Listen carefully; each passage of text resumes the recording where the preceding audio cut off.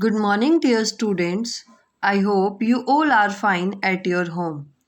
As we know that after so many days, we are starting our classes now. So, in today's session, we will discuss about chapter number 2 Computer Security and Threats. Students, first of all, we will discuss about what is threat. Threat, if we talk about threat in Hindi, it means khatra. So, there are so many threats that can attack to our computer in any type. Is it clear, students? If we talk about threat means harm to computer or attack on computer either on software or hardware parts. Is it clear, students? It corrupt our computer data by hacker or attacker. There are so many threats in our computer. For example, malware, spyware, computer virus, Trojan horse, worm, etc. Students, the first topic in threats are hardware threats. As the name is defining, the threat which attack on the hardware part of computer, that is known as hardware threat. Crashing of computer is also known as hardware threats. It happens due to the hardware failure and it can result in loss of important data if any hardware component cannot be rectified. Is it clear, students? So it is necessary to take a backup of the important files on a storage media. Students, we can take a backup of important files on a regular basis in other external digital storage mediums like CD, DVD, magnetic tapes, pen drives, external hard disk, so that if our hardware will corrupt and the data cannot be recovered, so from the backup we can use our data again. Is it clear, students? Now, our next topic is software threats. The threat which is related to the software, that is known as software. It means that when the hacker attacks on the data of the computer, that is known as software threats. Many of the powerful software have helped in the automatic tedious process and have reduced the paperwork to great extent. Malicious software like virus, trojans and worms, these are known as software threats. Students, these software are very dangerous threats for our software. Our next topic is intrusion threats. It is very important topic in computer security. Students, in this topic, the hackers corrupt or delete the confidential data due to illegal access to the system. What is confidential data? The data which we do not want to share with other person, that is known as confidential data, and hackers hack that data to their own system. Is it clear? Our next topic is hacking. What is hacking?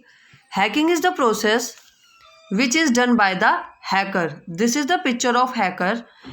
And what is hacking? This is the method by which a user access a computer in the network for which he is not authorized. Such a user is called hacker. It means that the hacker is not an authorized person. Why?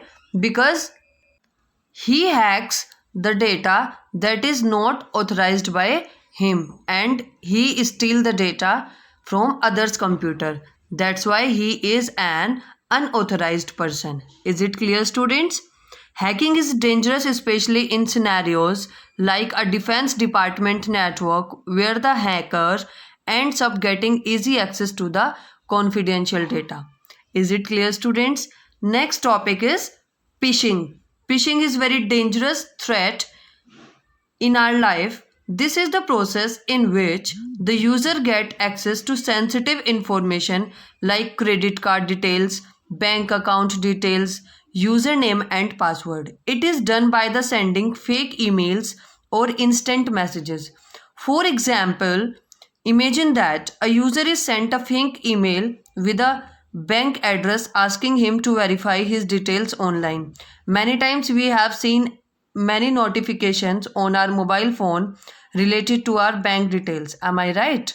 The link given in the email would direct him to take fake website that looks a legitimate one, and the user may be unaware about the notification, and we write our personal detail on that website, and our account detail are hacked from the hacker. So this is very dangerous for all of us. Is it clear, students?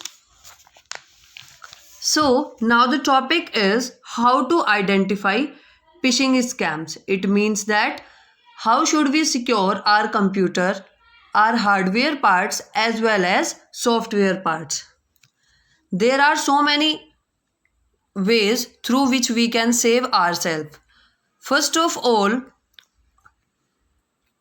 we have to identify the phishing scams. There are some points which I am telling you. The first one is only fake mails ask for your password and other credentials. It means that if anybody is asking for our password, it means that that is fake mail. So we should not click on that mail. Clear or not?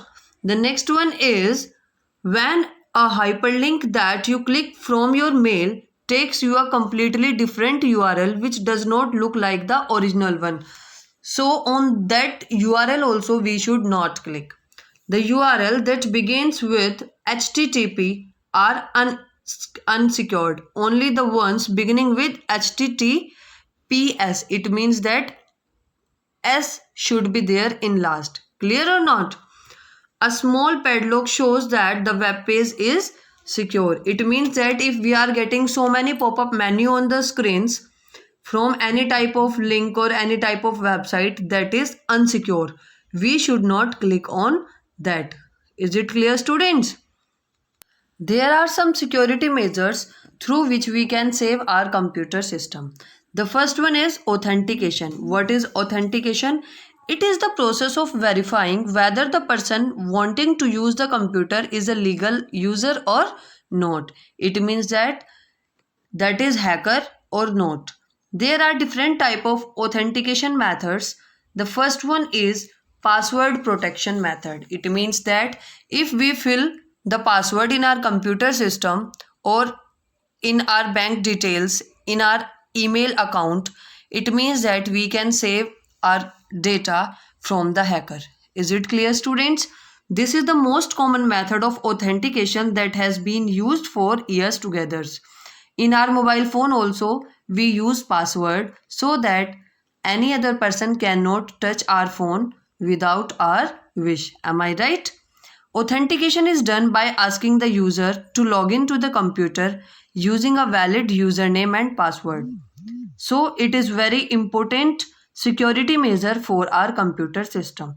The next one is biometric authentication method. What is it?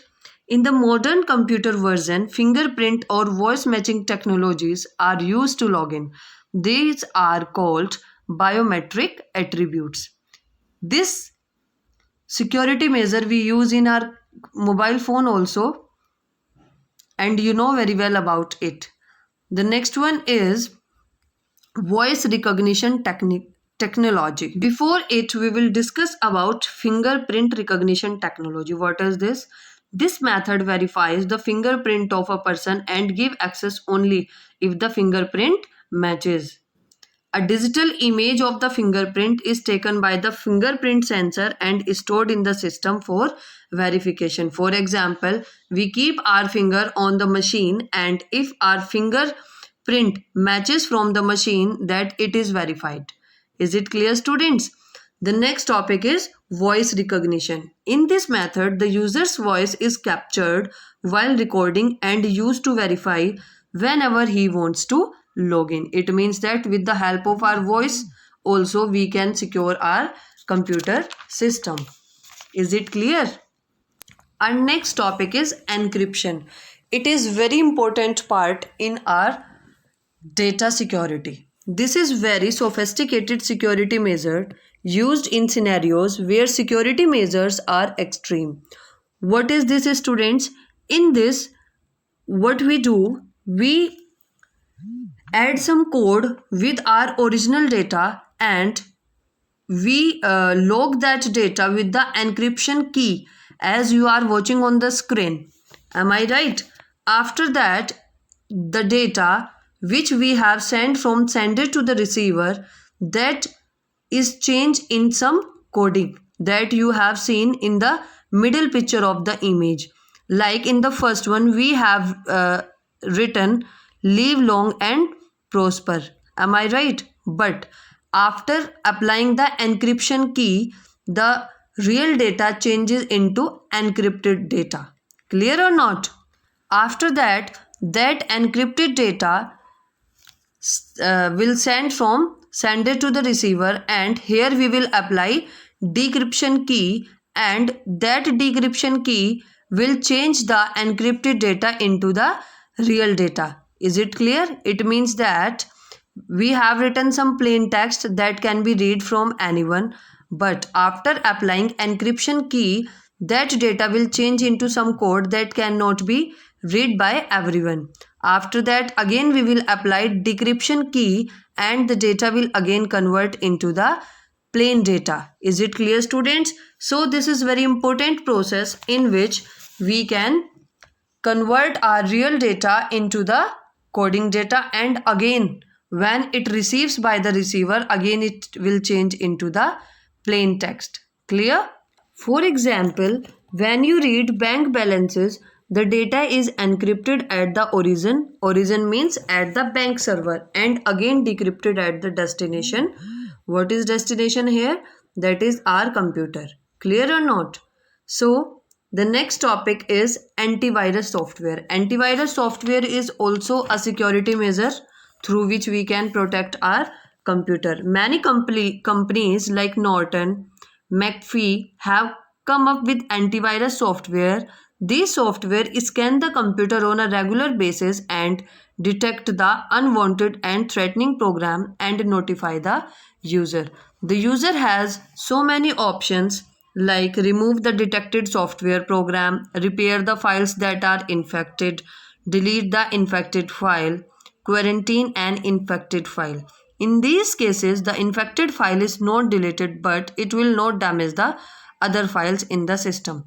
It means that with the help of antivirus, our files cannot be damaged in our computer system. The last topic in this chapter is firewall. What is firewall? A firewall is a powerful security program that guards your computer.